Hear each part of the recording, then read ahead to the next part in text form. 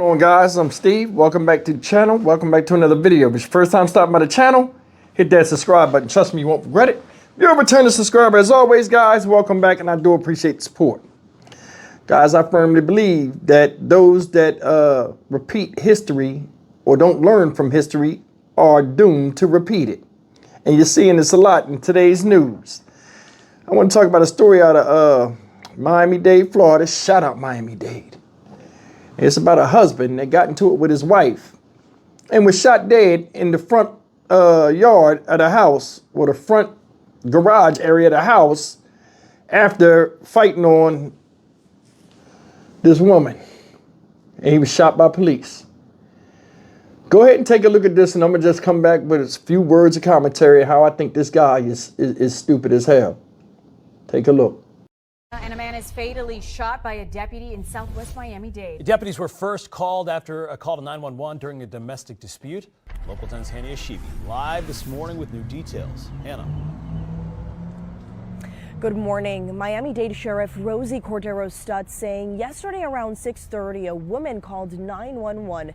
She did not speak to the dispatcher, but she did leave the line open. That dispatcher was able to hear the fight that was happening inside her home with her husband. So if you take a look at this video, it just shows you where that deputy-involved shooting happened in this neighborhood of southwest Miami-Dade called Tuscany 3 Village.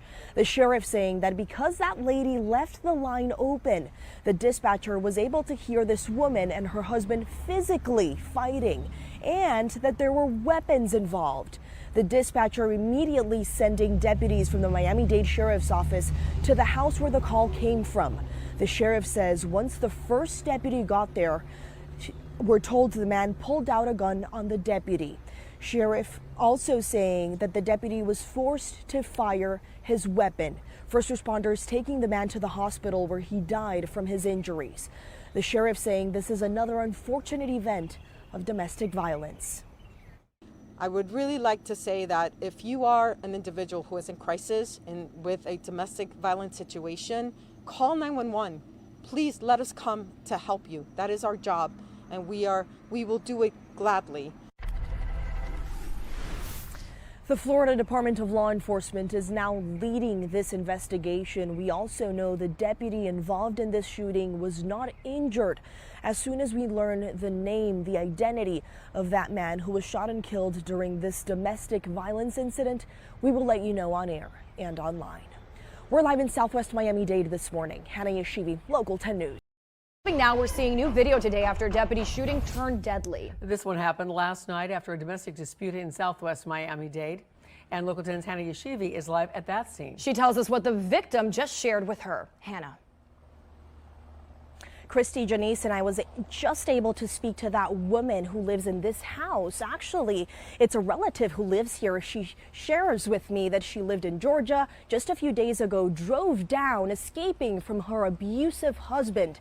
And to her surprise, her husband was driving down also, chasing her. She says yesterday they had an interaction. She dialed 911, was not able to speak to that dispatcher, but left the line open. The dispatcher was able to hear that a fight turned physical between them, sending deputies over. And now take a look at this video that neighbors are sharing with us of what happens next. Deputies from the Miami-Dade Sheriff's Office shooting a man involved in a domestic violence incident yesterday. When our deputy arrived on the scene, he made contact with the subject outside of the home. And that subject pulled a gun on the deputy, and the deputy fired. This interaction between the deputy and the man all happening after a woman dialed 911. She left the line open for the dispatcher to hear that she was physically fighting with this man. She did tell the dispatcher that there were weapons, that he was armed. A scary scene for dozens of neighbors who claim this has always been a peaceful neighborhood. The Tuscany 3 Village on Southwest 132nd Terrace in southwest Miami-Dade. Here are pictures of the gun the man had the deputies recovered. He later died at the hospital. Yesterday, many neighbors hearing those loud gunshots. My daughter first came into my mind because she was taking shower upstairs and the bathroom is looking over here. So there may be some bullets going or flying around. Other neighbors thankful that kids were not playing outdoors like they typically do on Sunday evenings. This is a neighborhood where a lot of kids do come out, they play with each other, they knock on each other's doors to come out, and that does bring some insecurity to us. And talking about insecurity, Sheriff Cordero Stutz reminding people who are victims of domestic violence, if you ever feel unsafe, please pick up the phone and dial 911. If you are an individual who is in crisis and with a domestic violence situation, call 911.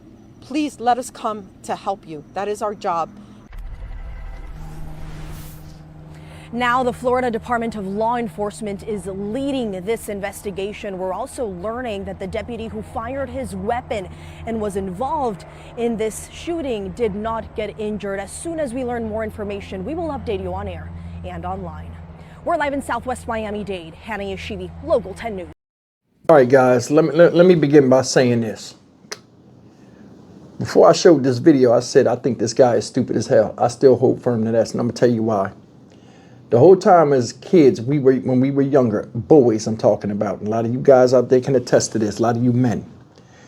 We've been taught that the world don't care about our problems. We got to solve our own problems. And us throwing tantrums and getting mad don't mean nothing because life still goes on. We always taught, usually to resolve conflict and govern ourselves as children. And we always grew up around other kids, but there was a pecking order, but it was a respectful thing.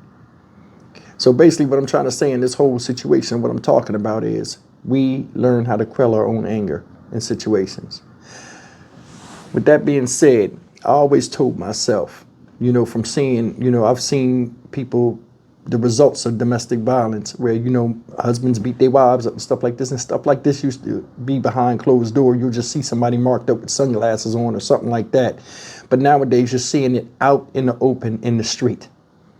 I cannot tell you the countless amount of children at present time that are growing up in households where they see their mother or father fighting on each other. And it leaves them in suspended terror to the point where they get sensitized to it, just like the violence that we see every day that I report on, that people are getting desensitized to it.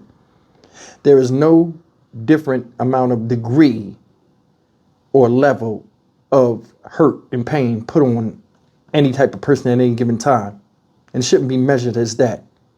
But when you're doing stuff like this out in the open where other people can see, they said the guy ran the woman down in the car chasing her, and then you're doing all this stuff. You don't think all this attention that you're getting is going to bring police? And then on top of that, you sitting there, I don't know if you got an open carry or whatever, but you got a holster on your thing and you acting a fool, then lost your mind completely the way you hell bent on fighting this woman to prove a point, and other people seeing it. Then the woman was smart enough to where she left the line open and they got a pinpoint of where he was at, and it caused him his ultimate demise. You know damn well anybody out here as a man, when the police coming, they're gonna do what police do. And on top of that, a lot of times when a man and a woman get into it, a lot of times she could say you hit her and you didn't, and they tell you, hey, we're going to take one of y'all to jail. And guess who we go? The man's dumbass. So why even put yourself in that position? Ain't nothing so bad that a wife make you mad enough to where you got to chase her in the car and then try to fight on her and all this other stuff when you can just leave. Because I'm going to tell you something. My freedom and sanity mean more to me than anybody on this planet.